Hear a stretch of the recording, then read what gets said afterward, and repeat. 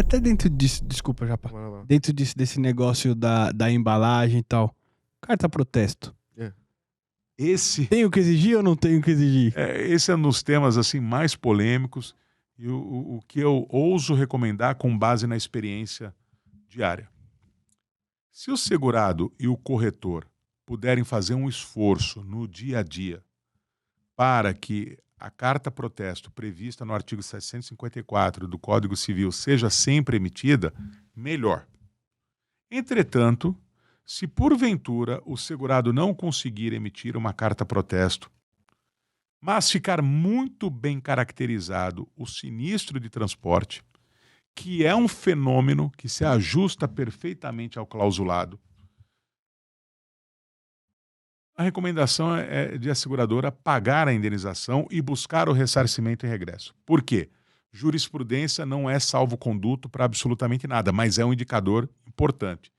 E não são poucas as decisões que fundamentam a possibilidade do segurador subrogado pleitear o ressarcimento e regresso contra o transportador, mesmo ausente a carta protesto ou intempestiva, porque ela não é fundamental nessa relação. O segurador subrogado não é parte no contrato de transporte. Ele não se submete às regras de transporte. Ele é alguém que vai buscar um danador.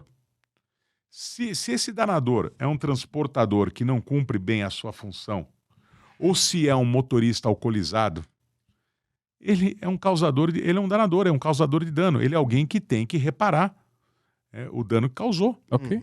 Então, a seguradora subrogada não se submete a essas regras, não se submete ao artigo 754. É claro que o direito é dialético por excelência, existe tese, antítese, e existem decisões para todos os gostos. Eu não posso cravar aqui para você, olha, todo caso, mesmo sem a carta protesto, que a seguradora demandar em juízo, vencerá. Não posso. Recentemente vi uma decisão aplicando a decadência porque não havia carta protesto. Mas eu posso dizer que a quantidade, e posso em boa fé dar esse testemunho aqui, que a quantidade de casos vitoriosos em que a seguradora, mesmo sem a carta protesto, conseguiu vencer porque o Poder Judiciário entendeu que ali havia um desenho geral no conjunto probatório demonstrando nexo de causalidade, que é a expressão para dizer que foi um dano no transporte, essa quantidade é substancialmente respeitável para se poder passar por cima da regra da carta protesto. Que fique claro, não estou dizendo que ela é descartável e que a seguradora não pode dialogar profundamente com o seu segurado para que tome esse cuidado a mais. Entretanto, isso eu falo aqui abertamente, porque eu falo em pareceres, escrevo em pareceres, falo em eventos, né? Então não há problema algum. Se o único problema, entre aspas, para o pagamento da indenização ao segurado for a ausência da carta protesto ou a sua intempestividade, por favor, efetue o pagamento. É mais fácil ou menos difícil buscar um ressarcimento e regresso contra o transportador, mesmo sem a carta protesto, do que negar. Gera um estresse comercial e o segurado, se demandar a seguradora, muito provavelmente vencerá. É isso que eu ia perguntar. Muito provavelmente vencerá. Eu me sinto autorizado a dizer isso. Então, ao indenizar, a não ser que a seguradora, depois de ter falado 1000 vezes para o segurado de forma absolutamente desidiosa, descaso puro, quase que uma maldade, o que não é comum, aí nesse caso seria compreensível a negativa do pagamento de indenização. Mas em casos normais, em que o segurado diz, olha, eu tentei, não consegui, ou eu fiz errado aqui a conta do momento em que se deveria aplicar, ou acreditei. Ou o funcionário faltou no dia, falhou, sei lá. O termo de faltas e avarias do terminal recebedor no Brasil da carga fazia às vezes da carta protesto, o mantra emitido pela Infraero me deu tranquilidade para que ficasse registrado o problema de transporte. Enfim, existem aí muitos argumentos, muitos fundamentos para poder defender com robustez essa posição. E eu acredito nela. Então eu falo, existem coisas que eu defendo como advogado porque eu sou obrigado a defender, mas eu não acredito. A minha função não é salvar o mundo, não é a paz mundial. Tudo isso é muito bom, mas não é minha função. Minha função é recuperar dinheiro para as seguradoras. Ponto. É defender as seguradoras.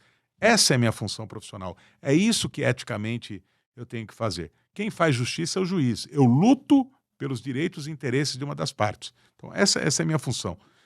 E se eu tiver que defender algo que eu não acredito, eu defenderei.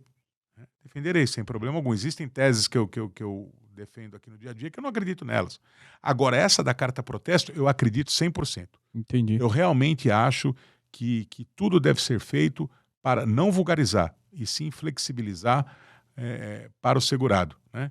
E se buscar o ressarcimento e regresso contra o causador do dano. Exatamente. E se eu entendi bem, na sua opinião como advogado, e talvez no seu dia a dia como advogado, é mais fácil defender uma ação de ressarcimento contra alguém que não tenha que não foi enviada a carta protesto do que defender uma ação vinda de um segurado contra a seguradora que declinou o sinistro somente por causa da carta protesto? O advogado que bate o martelo num assunto e fala é isso, é um advogado perigoso e temerário. Então, eu com toda a prudência do mundo, a arte da prudência, né? A prudência é uma virtude cardeal que deve ser vivenciada por todos nós o tempo todo, mas sem arrepiar essa arte, aqui eu falo, é infinitamente mais fácil ou menos difícil. Uma vez eu ouvi numa sustentação oral, enquanto aguardava a minha, a advogada começou: Excelências, esse aqui é um caso fácil. Aí o desembargador, ele foi até um pouco rude, mas ele falou o seguinte: bom, doutora, se é um caso fácil, nem precisa perder seu tempo falando. Se a senhora acha que é fácil, né? Então, ele... Toma essa. Subestimou ali. Não, foi um pouco duro, mas isso eu aprendi, eu falei assim, realmente não existe nada na justiça que seja fácil. Então, menos difícil. Ok. É menos difícil buscar o ressarcimento e regresso contra o transportador, causador do dano, mesmo sem a carta protesto, do que defender a seguradora num pleito de cobrança do segurado por conta da ausência da carta protesto. Eu faço os dois. As seguradoras, elas dividem. Quando ela busca o ressarcimento em regresso, os dois casos são litigiosos, mas ela chama de ressarcimento. Quando ela se defende de uma negativa de indenização, contencioso. Então eu atuo nas duas frentes. Eu defendo as seguradoras tanto postulando o ressarcimento e regresso, como defendendo das ações promovidas pelos segurados. E eu dou esse testemunho, e o meu testemunho é fiel. É menos difícil o ressarcimento, de uma forma geral, não só para essa questão da carta protesto. O ressarcimento em regresso, na carteira de transportes, o advogado que defende a seguradora, as seguradoras, começa a luta ganhando de 1-0. Quando ele defende a seguradora de uma ação promovida pelo segurado, ele começa perdendo de 1-0. É mais difícil vencer um caso contencioso do que vencer um caso de ressarcimento. Entendi.